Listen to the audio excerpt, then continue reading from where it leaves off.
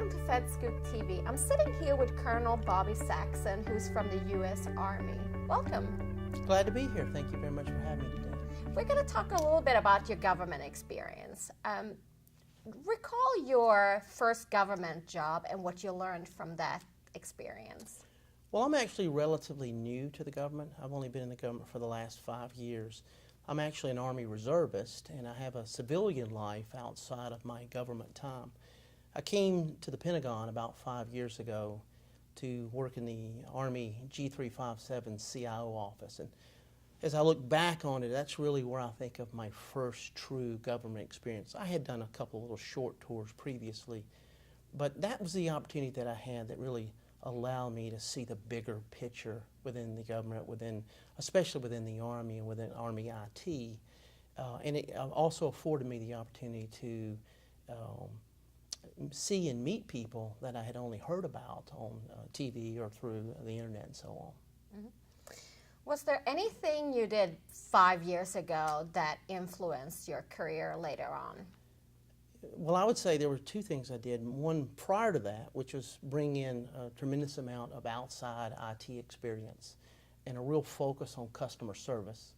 And then secondly, once I got here, I realized just how much I did not know about how the big government worked. So I aggressively embraced outreach. So I spent a tremendous amount of time in my job finding who the stakeholders were, sitting down with them, getting to truly understand what their mission was, but also what their needs were. That afforded me so many different chances to really make an impact in my job.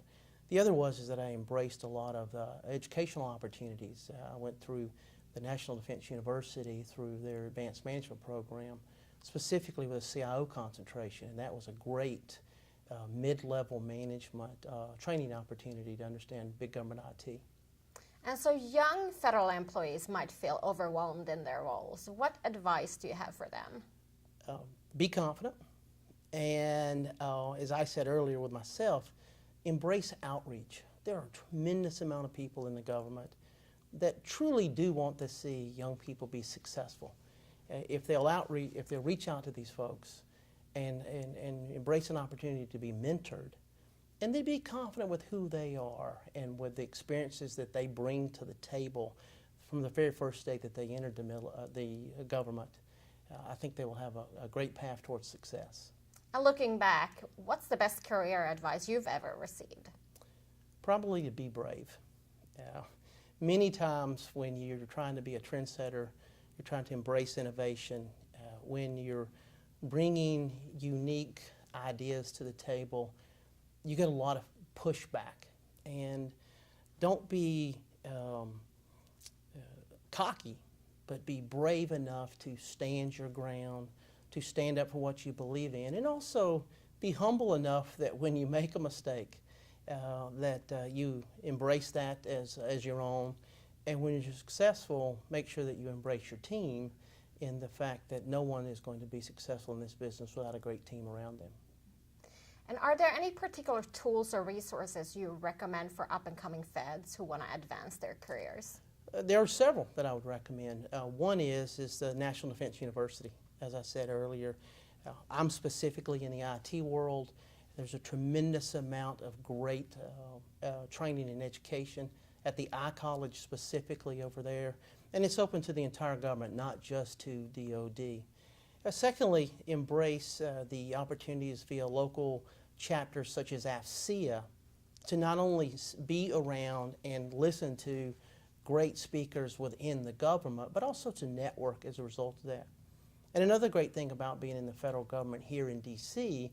is the availability of local seminars. There literally is a seminar a week somewhere in this town about some topic associated to IT. Most of those opportunities are typically available free to the military and to the government. I've truly reached out and embraced those. Mm-hmm. And what are some of the reasons you would recommend someone early in their career to consider working for the government? Well, first of all, it gives you the chance to see the big picture. Growing up as a young officer, you live in a very tactical world. You know what's going on and things that you can actually see.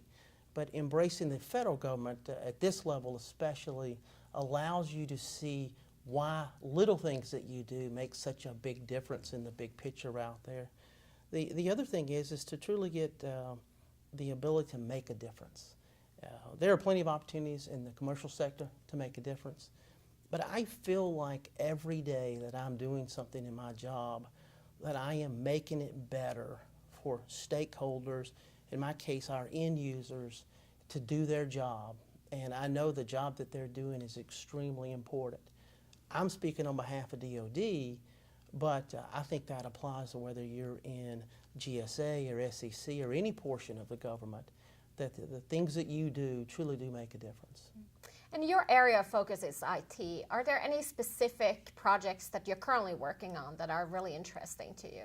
Well, recently we have begun quite an aggressive effort to embrace predictive analytics. Our system is an evolving big data system, and we do a lot of data visualization and we do a lot of analytics.